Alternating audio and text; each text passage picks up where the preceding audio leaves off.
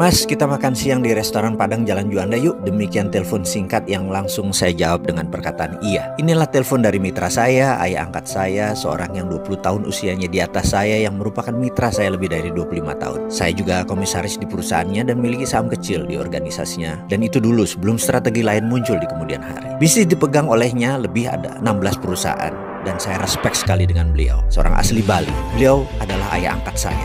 Singkat cerita, hari itu kami makan berdua di restoran Padang favorit kami. Dia bercerita sambil makan bahwa 3 bulan ini kami harus pinjam sana sini untuk menutup overhead perusahaan. Saat itu kami memiliki 600 lebih pegawai dengan beban usaha biaya rutin lainnya kurang lebih 1 bulan 5 miliar ongkos yang kami butuhkan. Sudah 3 bulan ini kita pinjam sana sini, demikian dia berkata. Berat dan benar deh, sudah 25 tahun lebih kita berbisnis, kita tidak pernah telat bayar gaji. Dia memulai monolognya dengan nada serius. Kemudian dia berkata, kita ini para direksi dan pemilik harus gulung koming setiap saat, cari cara untuk menghidupkan perusahaan. Dan untuk itu pegawai kita tidak perlu tahu masalah.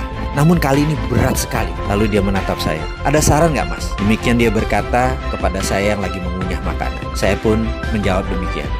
B, gini deh. Bagaimana kalau kita siapkan paket shake hand, golden shake hand kalau perlu. Kita adakan juga program pensiun dini. Kita minta mereka beberapa orang yang ingin pensiun dini, kita pensiunkan. Dan beberapa orang yang tidak perform, kita pecat. Kalau perlu, orang-orang yang mungkin lagi tidak kita butuhkan, kita rumahkan tanpa gaji. Bagaimana Be kira-kira? Mendengar suara saya tersebut, wajahnya berubah. Dia menghentikan makannya. Matanya menatap saya dan suaranya menegak. Kamu sombong, Mardi.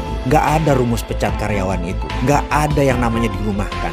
Gak ada yang namanya golden shake hand sekalipun. Mereka semua bekerja sudah sangat keras. Mereka adalah orang pilihan. Itu nadanya dengan tegas dia berkata. Kamu harus cari cara lain. Lalu dia melanjutkan bicaranya setelah terhenti sesaat. Kamu jangan pernah berpikir bahwa apa yang selama ini kita dapat adalah karena kepintaran kamu atau kepintaran saya. Gak ada itu. Semua itu terjadi, itu bukan karena kita. Ini merupakan jawaban dari doa 600 pegawai kita dan keluarganya. Mungkin kalau dikumpulkan ini adalah doa dari 1.500 orang. Jujur, kamu harus berpikir berbeda dengan apa yang kamu katakan barusan. Ini semua bukan karena kamu, bukan karena saya. Jangan mentang-mentang ekonomi lagi turun, kita lagi susah, pegawai kita pecat. Bukan begitu, nggak bisa begitu. Ini contoh aja ya, saya kasih tahu kamu. Coba kamu bayangkan, kamu berdoa dengan ikhlas, bekerja keras dan jujur. Lalu di catatan langit, kamu harus dapat rezeki 10 miliar bulan ini. Coba bayangkan itu ya. Maka malaikat yang ditugaskan menurunkan 10 miliar itu pasti perlu infrastruktur rezeki turun. Di mana itu? Yaitu bisnis kamu. Jadi dia turunkan lewat bisnis kamu, rezeki itu datang ke kamu. Begitu juga doa 1.500-an anggota keluarga karyawan kita.